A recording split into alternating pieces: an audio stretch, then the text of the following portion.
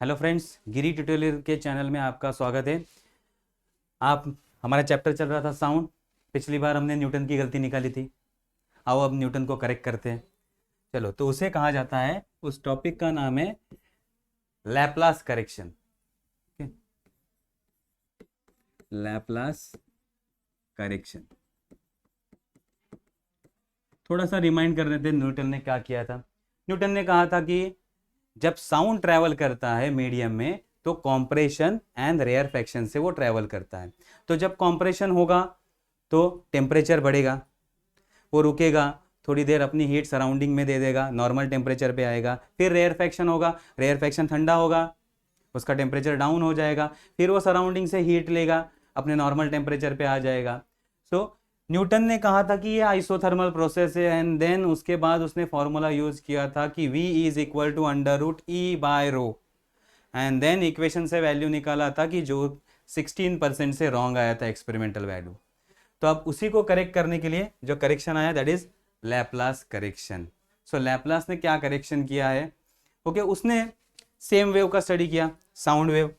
अपना sound wave हमें find out करना है। साउंड वेव कैसे ट्रैवल करता है? साउंड वेव ट्रैवल करता है alternate compression and rarefaction. Compression and rarefaction. अब कॉम्प्रेशन में क्या होगा? कॉम्प्रेशन एंड रेयरफेक्शन ये स्लो प्रोसेस नहीं है। जब कॉम्प्रेशन और रेयरफेक्शन ट्रैवल करता है तो ये फास्ट प्रोसेस होता है। ये क्या होता है?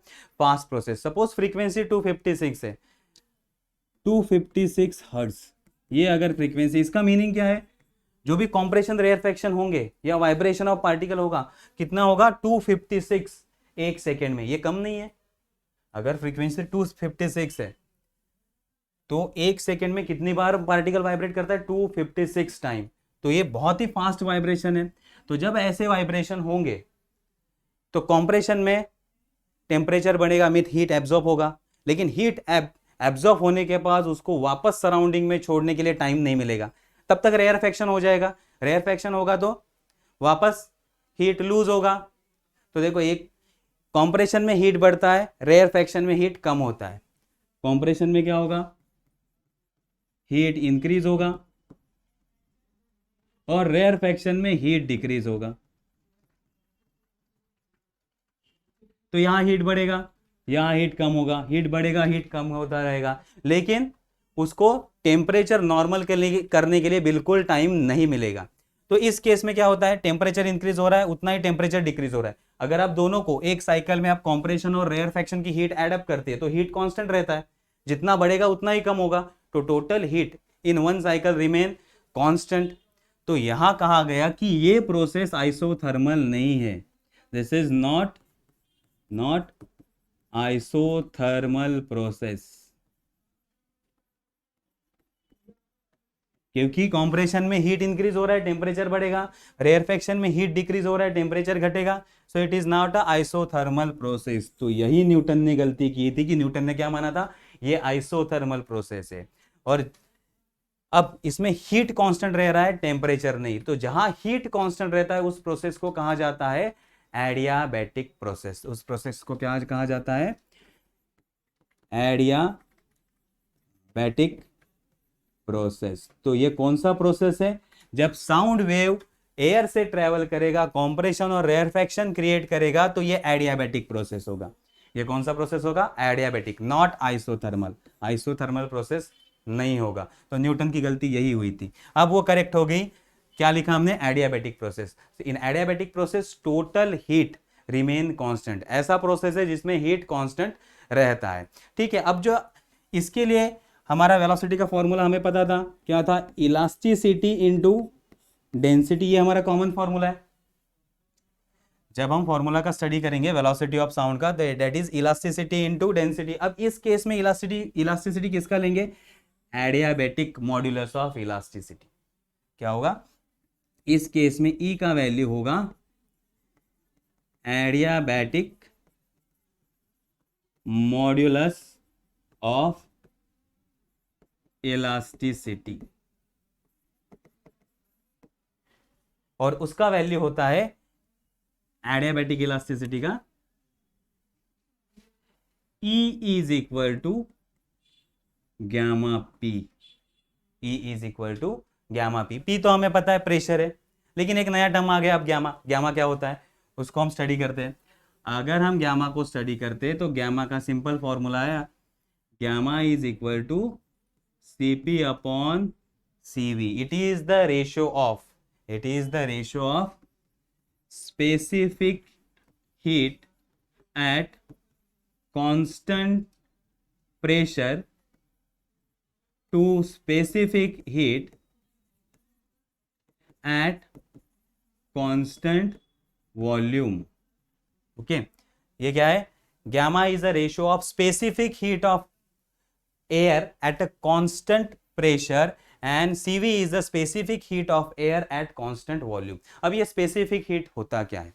स्पेसिफिक हीट का मीनिंग होता है it is the amount of heat required to increase the temperature of substance by, और temperature of unit substance by 1 degree Kelvin. किसी भी एक सब्सटेंस का, ओके ये क्या है? Unit mass. ये क्या है? यूनिट मास।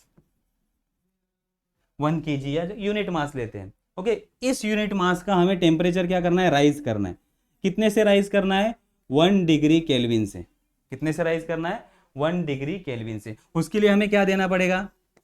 हीट देना पड़ेगा। उसके लिए हमें हीट देना पड़ेगा। अगर ये हीट हम कांस्टेंट प्रेशर पे देते हैं तो उसे कहते हैं specific heat at constant pressure. अगर वो हीट हम कांस्टेंट वॉल्यूम पे देते हैं तो उसे कहते हैं specific heat at a constant volume. So it is amount of heat required to increase the temperature of unit mass by 1 degree kelvin. इसे कहा जाता है स्पेसिफिक हीट। तो ये दो स्पेसिफिक हीट आपको आगे भी आने वाले हैं, नो इशू। इसके डेफिनेशन भी आने वाले, हम डिटेल में पढ़ने वाले हैं इसको।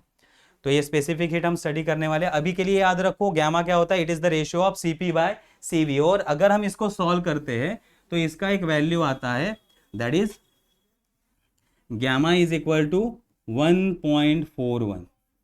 1.41।